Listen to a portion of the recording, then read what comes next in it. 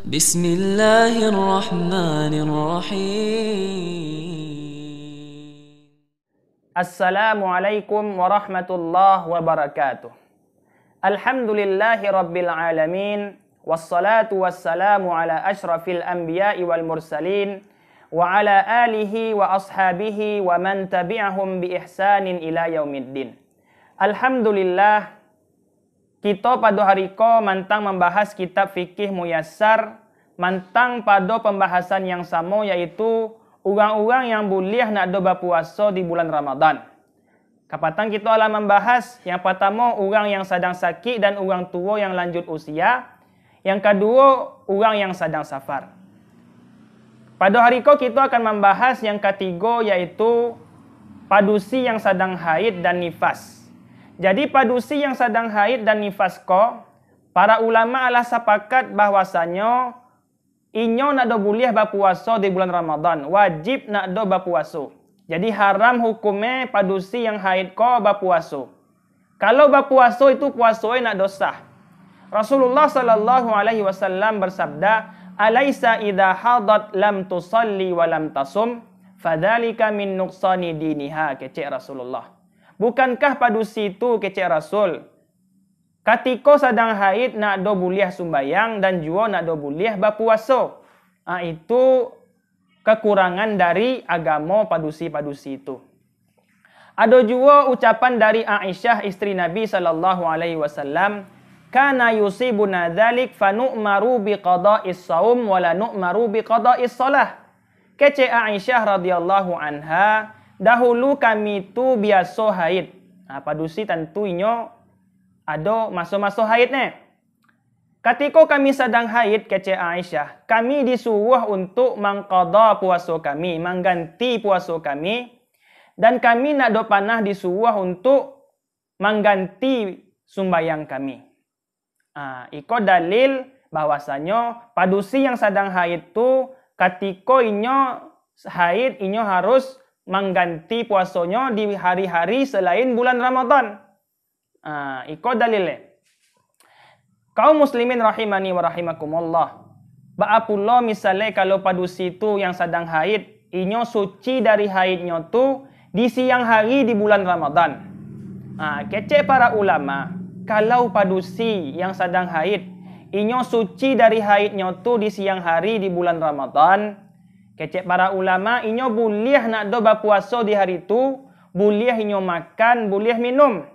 Tapi perlu juga diperhatikan adab-adab Jangan pula lah sampai makan minum di muka orang ramai. Jangan pula makan minum di muka anak-anak, di muka suami. Carilah tempat yang tersembunyi. Itu lebih utama sagutu untuk menjaga adab-adab itu. Pula misalnya padusi yang sedang haid, inyo suci dari haidnya tu sabalun tabi fajar. Dan inyo adalah berniat untuk berpuasa. Kecek para ulama, kalau padusi yang haid, inyo suci dari haidnya tu sabalun tabi fajar. Dan inyo mandi setelah tabi fajar. Kecek para ulama, iko puasanya sah. Iko pendapat mayoritas ulama. Iko pendapat yang kuat, puasanya sah. Iko pembahasan tentang padusi yang haid dan nifas. Kita lanjutkan ke pembahasan selanjutnya. Yang keempat, orang yang boleh nak do berpuasa di bulan Ramadan, yaitu padusi yang sedang mengandung dan padusi yang sedang menyusui. Jadi kaum muslimin, padusi umat-umat yang sedang mengandung, yang sedang menyusui, kau diagih keringanan oleh Allah. Diagih keringanan untuk nak do berpuasa. Misalnya kalau takut berpuasa tu beko, kalau berpuasa pula, takut terjadi tak apa-apa dekat anak yang dikandung atau dekat anak yang sedang disusui tu, boleh nak do berpuasa. Diagih keringanan oleh Allah Subhanahu wa taala. Rasulullah sallallahu alaihi wasallam bersabda, "Innallaha wada'a 'alal musafiri syatra salati was saum," kecek Rasulullah. Sesungguhnya kecek Rasulullah, Allah adalah menggugurkan setengah salat untuk orang musafir dan juga puasa. Apa maksud setengah salat itu? Maksudnya Allah mengagih keringanan untuk orang musafir tu salat yang jumlah rakaatnya ampe rakaat itu menjadi 2 rakaat. Nah, itu khusus untuk salat yang jumlah rakaatnya ampe rakaat. Dan juga orang musafir boleh nak do berpuasa. Itulah kita bahas sebelumnya. Wa 'alal hubla wal murdi'i as-shaum kecik Rasulullah. Dan Allah juga adalah menggugurkan kewajiban berpuasa untuk umat-umat yang sedang mengandung dan umat-umat yang sedang menyusui. Nah, itu hadis dalil dari Rasulullah sallallahu alaihi wasallam.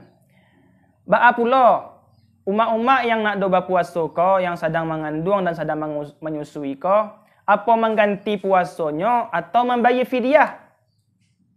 Kalau Rasulullah sallallahu alaihi wasallam dalam hadisnya tu memerintahkan kita untuk membayar fidyah dengan makanan.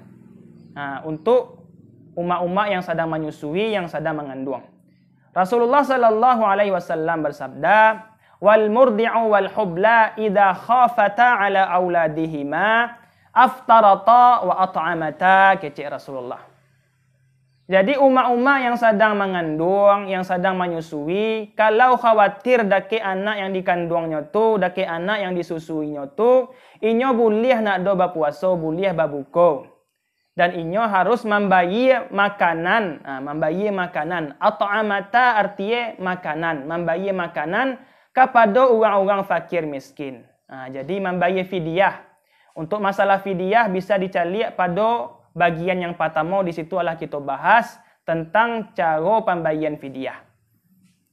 Jadi alhamdulillah habis pembahasan kita tentang orang-orang yang boleh nak do berpuasa di bulan Ramadan. Mungkin pada hari ko cukup sampai di siko. Assalamualaikum warahmatullahi wabarakatuh.